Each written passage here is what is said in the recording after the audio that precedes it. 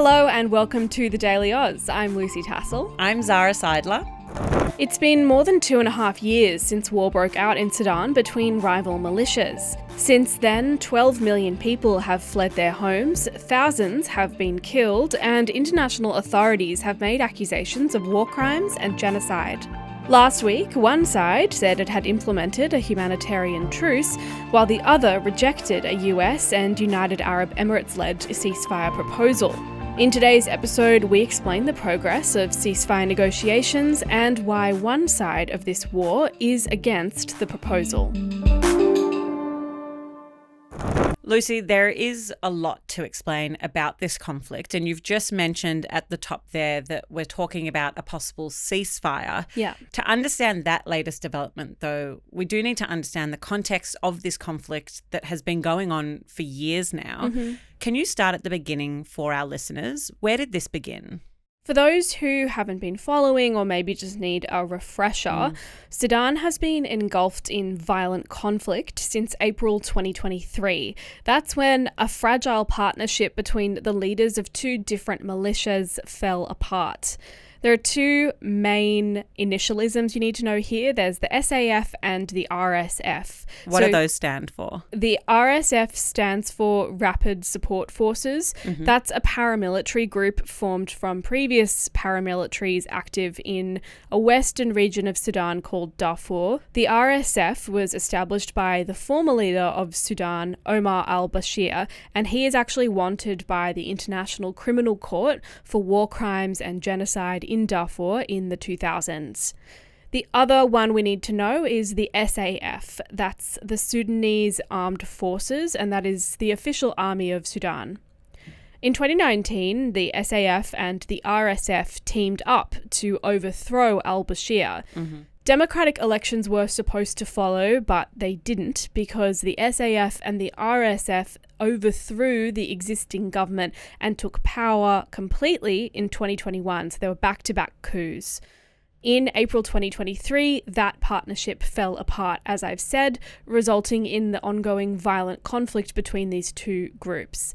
As we speak, as of right now, the RSF controls the southwest. Remember, I said they had come from those militias in the west. Yeah. And the SAF controls the southeast. That's also where Sudan's capital, Khartoum, is. Okay, so we've got these two groups who control different areas of the country. They've been at war for over 2 years now. Yeah. What's been the human cost? We're talking about a war and a very large country that's been at war for so long. What do we understand about what this has been like for the Sudanese people? The term used is humanitarian crisis. It almost kind of doesn't feel big enough to encompass what's been happening. The UN has not provided a death toll, though estimates put the toll as high as 150,000, but it's quite difficult to know. Can I just jump in here, Lucy? Because off mic, I was asking you about why it is that the UN can't give us a death toll, because we've seen in other conflicts that the UN has been able to. Can you just run our listeners through what you explained to me here? My analysis suggests that there isn't the same level of infrastructure in Sudan that would allow the UN or other bodies to understand the scale. Reports that I've read are looking at things like aerial satellite footage to determine, it's quite grim, but like to determine bodies on the ground, to determine how many people have been killed by, say, the RSF in the city of El Fasher. So there's not the same level of infrastructure that we might see in other wars where we would know, like, there's a group on the ground that is in contact with all of the hospitals and it's keeping tabs on the death toll. As far as I can tell, that is not happening in Sudan, and things are at a very extreme point. Things were not necessarily great before this started and have deteriorated. Yeah. Okay. So what do we understand about the death toll, what it's estimated to be then? Yeah. So one estimate I read was 150,000, but it's really quite difficult to know. There were some estimates from the end of last year around 60,000, but again, it's really unknown currently. Numbers we do know, 21.2 million people, that's the number experiencing acute food insecurity, and famine has also been declared in 2 cities. In July 2025, the Migration Policy Institute found the violence had forced at least 12 million people from their homes. Some of the people who fled had actually originally come to Sudan as refugees themselves and have since had to find a third place to go or even gone back to their homes. That's, again, according to the Migration Policy Institute. So while there is a lot that we don't know, what has become clear is that there is a humanitarian crisis unfolding in Sudan. One of the things that I've read reported quite a bit is accusations of genocide and also of ethnic cleansing. What can you tell me about, firstly, who's levelling those accusations? And secondly, I guess, what are they? These accusations are coming both from groups within Sudan and they're also coming from international observers. And mainly these accusations have been levelled at the RSF. Okay. So to just explain for the audience, genocide and ethnic cleansing are similar crimes, but they have different definitions. Genocide under international law is defined as killing members of a national, ethnic, racial, or religious group, or making their survival impossible. And then UN experts have said ethnic cleansing is removing members of an ethnic or religious group from an area by, quote, violent or terror-inspiring means. In terms of ramifications for these allegations, International Criminal Court Deputy Prosecutor Najat Shamin Khan said her team is actively gathering evidence of war crimes in Sudan. In comments to the UN Security Council in July, she said the humanitarian situation in Sudan had reached, quote, an intolerable state. She added, quote, hospitals, humanitarian convoys and other civilian objects are apparently being targeted. Famine is escalating and humanitarian aid is not reaching those in dire need of it. Rape and sexual violence are being weaponized.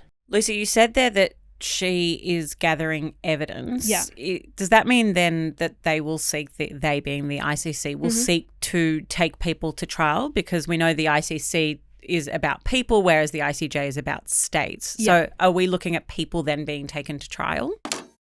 Hi, I'm Ola. And I'm Elliot. We're the two-person team behind everything video and audio here at the Daily Aus. If you want to help us grow so we can deliver more of the content that you love, be sure to hit subscribe. Now let's get back to the video. Yes, eventually, though I will note that, as I said earlier, the ICC still can't hold a trial for previous dictator Omar al-Bashir over crimes dating back to 2002 because they don't try people in absentia. That is, they don't try people who aren't physically present. Yeah. And international trials, as we've explained before on this podcast, can take a really long time. Yeah, to come to fruition. Okay, so we've run through what the latest is on the ground in Sudan, what the context behind this current conflict is. You did start by mentioning a ceasefire, though. So can we just go back to that now? Yep. What is the state of play with a ceasefire? Back in September, Egypt, Saudi Arabia, the US, and the United Arab Emirates all proposed a ceasefire plan for Sudan. We don't have exact details, but the group did release a statement outlining some of their ideas, including starting with a 3-month truce to allow, quote, the swift entry of humanitarian aid that would then be followed by a permanent ceasefire. The statement said Sudan's future government is, quote, for the Sudanese people to decide, not controlled by any warring party. So that would be the SAF and the RSF. That's one point that has been contentious for the SAF, who said this plan would, quote, eliminate them and keep the RSF, quote, in its positions. In terms of Sudan's government, currently it's being run by the SAF. As I said before, they are technically the official army, while the RSF is in the process of setting up a rival government. Right. So, I mean, how would that work? To have an existing government, a rival government, there has been this power struggle that has been so violent for so many years. How would that even work? There's a couple of examples we can point to in the world. I mean, hypothetically, we could have an East Germany, West Germany situation where there's the country splits in two, and Sudan has already split into Sudan and South Sudan. But there's also a different example literally right next door to Sudan on its northwestern border, and that's Libya. So since 2014, there have been 2 governments in Libya, 2 parallel governments, one in the east and one in the west. That also is a situation that arose out of a war, a civil war. Only the government in the west, based in the city of Tripoli, is recognised by international governments, places like Australia. That means other countries only do business and only engage in diplomatic talks with the Tripoli government, which is backed by the UN. And you've asked how it would work. Not particularly well, I would say. Yeah. There have been many attempts at reconciling the two sides. None of them have yet been successful. And the fact that other countries don't recognize the Eastern government limits what it's able to do. Yeah. That could happen in Sudan, assuming neither side can agree on the ceasefire proposal, which has some other points of contention too. And I would say the main one relates to the United Arab Emirates, or the UAE. I'm glad you brought that up because I have been wanting to ask you, because it does feel like, I mean, certainly when we've uploaded posts in the past, there have been a lot of comments about the UAE and the role of the UAE. Yeah.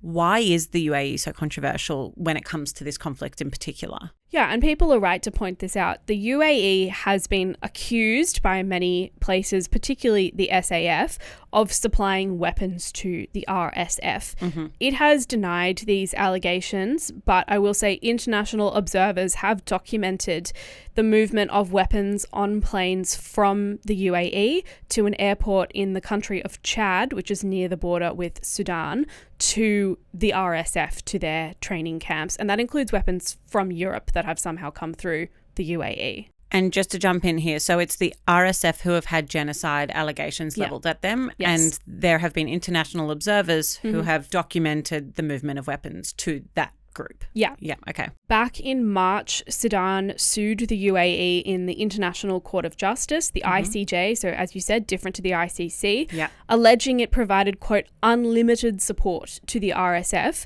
enabling the group to perpetrate, quote, genocide, forcible displacement, and murder. What happened in that ICJ case? So the ICJ actually threw out Sudan's case, saying that while it was, quote, deeply concerned by the conflict, it didn't actually have the power to hear the case, which was a very interesting nuance of international law here. So the UAE and Sudan are both signatories. They're both agreed to be bound by the United Nations Genocide Convention. This is a legal text that obliges countries to prevent genocide and to punish those who carry it out, including within their own countries. One section of this legal document states that countries can take disputes, quote, including those relating to the responsibility of a country for genocide, to the ICJ, basically saying, we accuse you of committing genocide, we're taking this to the World Court. And we've seen that in previous cases. South Africa took Israel to the ICJ over this exact claim. And that case is ongoing. Yeah. But this case couldn't go ahead because the UAE is not party to that specific section of this legal document. They got a carve out. They got a carve out of just this specific section, which meant the ICJ basically had to say, while we agree that there's something very concerning going on here, we literally don't have jurisdiction, which for me raises the question, who does? Yeah, fascinating. So the Sudanese government, however, which, as I said, is controlled by the SAF, is still making these allegations. The international observations still stand. And that means that it is not accepting, the SAF, a UAE-led ceasefire, because as I said, that's one of the countries involved in this ceasefire proposal. Meanwhile, last week, the RSF, that's the other group, said it would activate a 3-month humanitarian truce, but US negotiators said it hadn't actually formally accepted the deal, and there have been reports of ongoing violence regardless of this kind of stated truce. So for now, it really seems like things are at an impasse, as they have been already. Okay, so no one has formally accepted that truce deal that's been put on the table. As you've just said, there is ongoing violence. Yeah. And so whether or not that is accepted, given that there are such huge reservations about both the involvement of the UAE and also some of the details in the plan, certainly one to keep an eye on to see if it does get through. Definitely. Lucy, thank you so much for explaining this today. Thanks, Zara. And thank you for joining us for another episode of The Daily Aus. We'll be back as normal this afternoon with the headlines, but until then, have a great day.